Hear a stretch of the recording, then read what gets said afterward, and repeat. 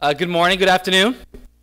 It's good to be home here in Los Angeles. I was supposed to be on a flight yesterday, and we were canceled and delayed because of the thunder snowmageddon that we had Wednesday night in Washington, D.C. And I was nervous that I wasn't going to make it, but we were able to make the flight and come home. And it's good to be home. It's good to see people's faces, good to see family, it's good to see the weather, and it's good to be in such a wonderful city where there's a lot of great work happening on the ground. I thought I'd start quickly with a quote, and essentially what I'm going to talk a little bit about is what we're trying to do at the federal level that you all should leverage locally, and certainly if there's some 2 or 3 questions at the end or statements that I should take back to Washington, I definitely want to hear that. But the quote I want to share is from Ella Baker from the Student Nonviolent Coordinating Committee, of supporter, helped found that, worked for the NAACP for many years. Anchor of the civil rights movement, who said, "We who believe in freedom cannot rest until it comes." And I strongly, fundamentally hold that in my heart. And while it tires me out to hear it, because I feel like our communities have been struggling for quite some time because we have yet to achieve true freedom, I think our work is ahead of us. But it's just a reminder that we can't rest, we cannot relent. There's a lot of changes and challenges in front of us, but together we can't make it happen. On January 25th, the President spoke at the State of the Union about the international crisis and the Sputnik moment that we're in, and the necessity for the U.S. to ramp up its education efforts if we really truly want to become the world economic and democratic leader that we claim to be. Embrace Race to the Top is one of the nation's most innovative efforts to drive change at state and local level. While I know California didn't win Race to the Top, we can talk about that. Many district, states, and schools are reforming their schools, raising expectations and standards, and addressing teacher effectiveness straight on, implementing rigorous interventions in the nation's lowest performing schools. Governors are embracing education as an issue. Courageous superintendents are stepping up and pushing for change. Union leaders are re-examining their labor contracts and their relationships to the community, all in the midst of one of the nation's most intensive economic crises. It feels like a lot is at stake. The achievement gap, expectation gap, learning gap, opportunity gap, the real gap that our nation faces around education has confronted us for a long, long time. Certainly nothing new. African Americans, Latinos, Native Americans, kids of color, low-income folks are still lagging behind their higher income and white counterparts, and American students are still lagging behind other countries. Will the reforms that we're pushing really have a positive impact on our communities? Will it have a positive impact in our schools or on our children? The needle hasn't moved quick enough. Many schools will not meet the proficiency goals set by No Child Left Behind by 2014, that every school meets 100% proficiency, which still a lot of schools are deemed as failures. Communities have been tackling reforms for years with very little to say about moving achievement to scale. Secretary Duncan is certainly committed to investing millions of dollars, more dollars in education, try to improve data systems and assessments, extending the learning day and raising standards. These changes are hard, challenging, and oftentimes there's a lot of pushback on the community. I know this firsthand because in Los Angeles and in California, when we pushed to make A to G the requirements, very similar story to David's, our students were told by state legislators, "Who's going to fix my car?" to their face. Who's going to do my lawn? Who's going to work on our fields? And I am not exaggerating the statement. And there is dignity in all work. And there is nothing wrong with any of those fields. But there is something wrong when we prescribe them on the basis of the color of the skin or our economic background. So there is strong pushback. And while all of this is happening, folks with the most to gain and most to lose are not at the public debate. Certainly not at the national level. Parents and students and families. Most to gain and most to lose. Certainly, there are pockets of phenomenal work happening across the country.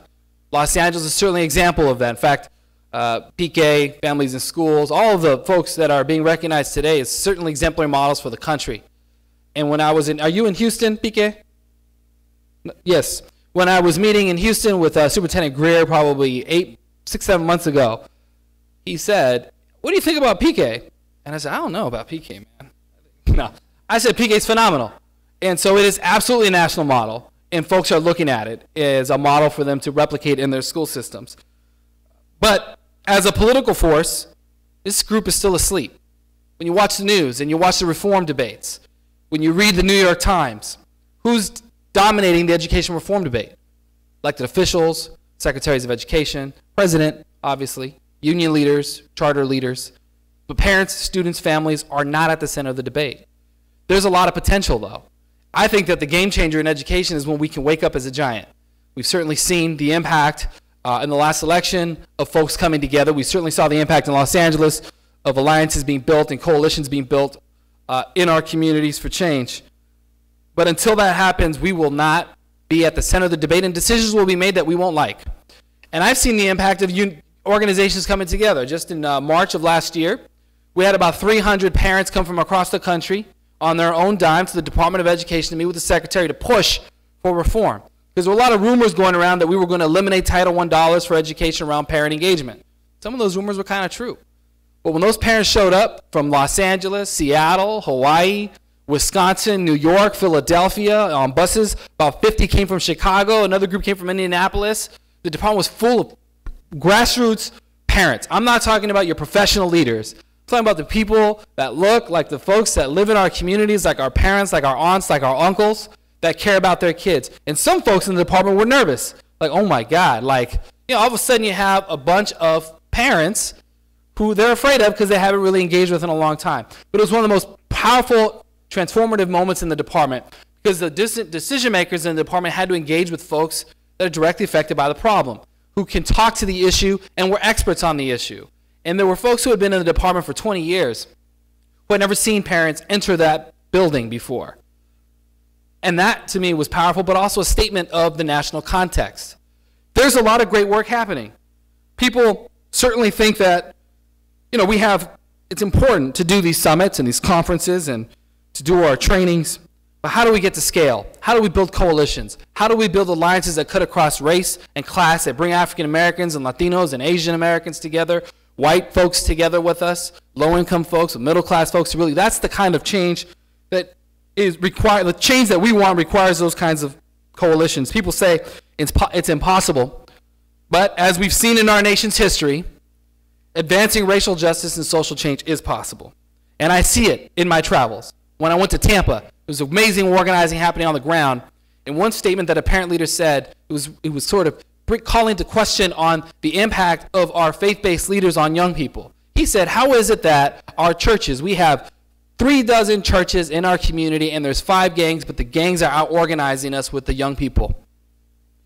In Columbus, Ohio, I met with parents who run a program called Blueprint College, very similar to PK, not as intense, but that's educating parents around college improvement, how to get them into college.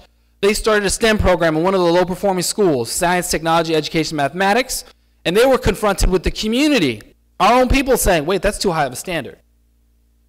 We just got to get our kids good jobs. Why are we trying to push for science? But they were willing to educate the community about the importance, just like we had to educate the community in Los Angeles about the importance of A to G requirements, and that the 21st century economy is very different than it was 30 years ago. There's a group in Oakland that we went door knocking with to have college readiness days on Saturday. So we went out and door knocked on the doors of the parents. And there's many of these parents, it was the first time that a school official, or a federal official for that matter, came to knock on the door and say, hey, do you know about college entrance requirements? And the district, I shouldn't say, some of the school folks were nervous that, one, it's dangerous, 2, that they're going to think that they're in trouble. Well, in some cases, some of the parents are like, what did my kid do? They're right. Because how often do it's one thing, and we always hear the critique about calling parents, but to actually show up at your door and for the kids to see someone to say, hey, John, how are you? Or Juan, how's everything? We wanted to talk to your mother about college. And there was one powerful moment where we had a parent come to the door and she didn't speak Spanish or English. She spoke a Mayan language from Mexico or Guatemala. And the kid was translating for his mother. And it educated that school district at that moment that they had to bring in translators to speak that indigenous language. It was very powerful.